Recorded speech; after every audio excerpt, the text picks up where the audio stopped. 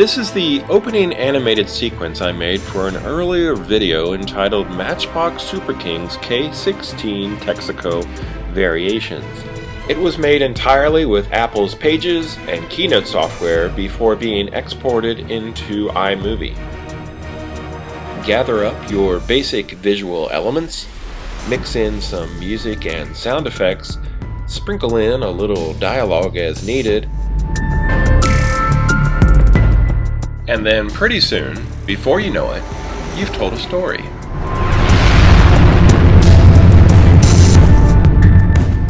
I started with a background that has a gradient fill from dark to light purple. A solid black rectangle indicates the ground. Silhouetted trees with a transparent background are added next. The tree furthest from the viewer has its opacity changed from 100 to 30%. The remaining trees are adjusted to 50%. Where they overlap becomes a little darker, which all combine to give the image just a little bit of depth. I assembled the front porch from rectangles, triangles, and lines that were grouped together. The body of the house is a solid rectangle, and the windows are a series of rectangular shapes also grouped together as one unit. Then they were copied and pasted. The truck is an image I made with basic shapes in PAGES. The trees and the person were both found online. The first movement is to have the driver walk from the door to the porch. I place him out of the frame, and while he's selected, I click on Action and choose Move from the inspector. This creates two little red dots that indicate the starting point and the end point for the path of the character.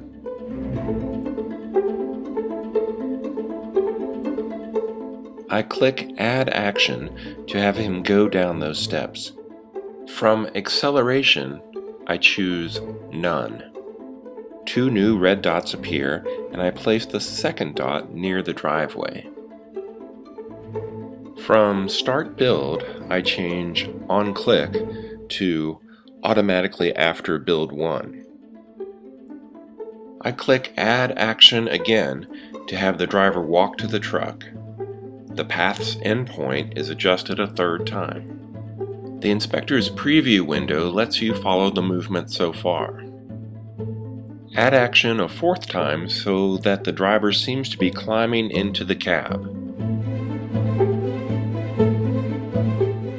I'll adjust the timing of each segment later on so that it flows more smoothly.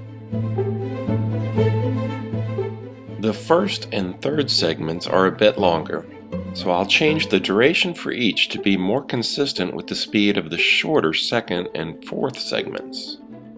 So coming out of the house and going down the steps is fine, but he still seems to be sprinting to the side of the truck.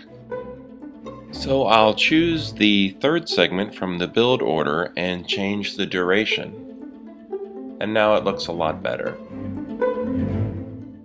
This is set up so that one build begins automatically after the previous build. I thought to myself, what if the driver maybe pauses for a second to admire his truck before going down the steps? With the second build highlighted, I can add a delay to create the pausing effect. A delay of 1 second is enough, and then each build is set to automatically happen after the previous build. I'm watching the little preview window in the upper right corner, and this looks pretty good to me. So now it's time to think about having the truck pull away from the house. With the truck highlighted, I choose Move from the drop menu for effects. From Acceleration, I choose Ease In because I want the truck to accelerate slowly as it pulls away from the house. The moving truck becomes Build 5, and I want it to happen automatically after Build 4. My start and end points pop up, and I can now plot the truck's path. It accelerates slowly and exits the frame. As it does, I notice that the driver is left behind, just hanging there in space. I'll play with the timing for the truck's movement, and then I'll address the floating driver. First, I'll try maybe 3.5 seconds for the truck to leave the frame.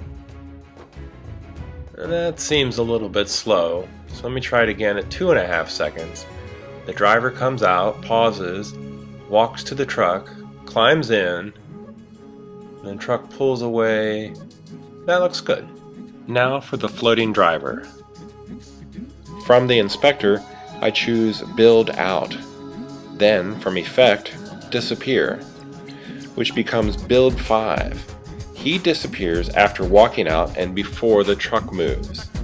The truck movement now becomes Build 6.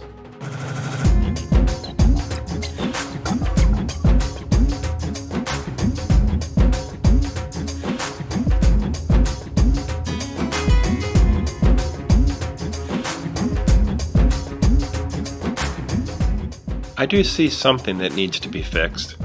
I want the disappearing part of Build 5 to happen right after Build 4.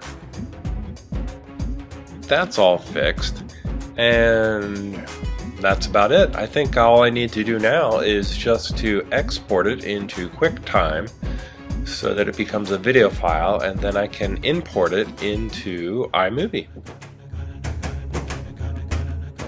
From the File drop-down menu, I will click on Export.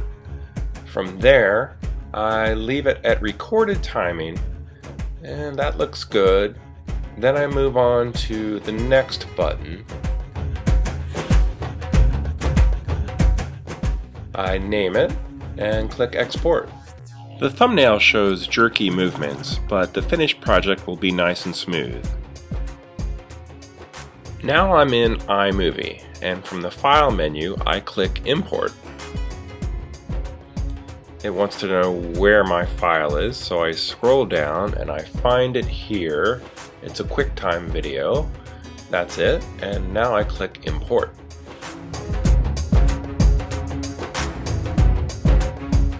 My animated segment from Keynote is now in the event library. I highlight the part I want and drag it down to the project. Now it's just like any other video segment and can be edited any way you want.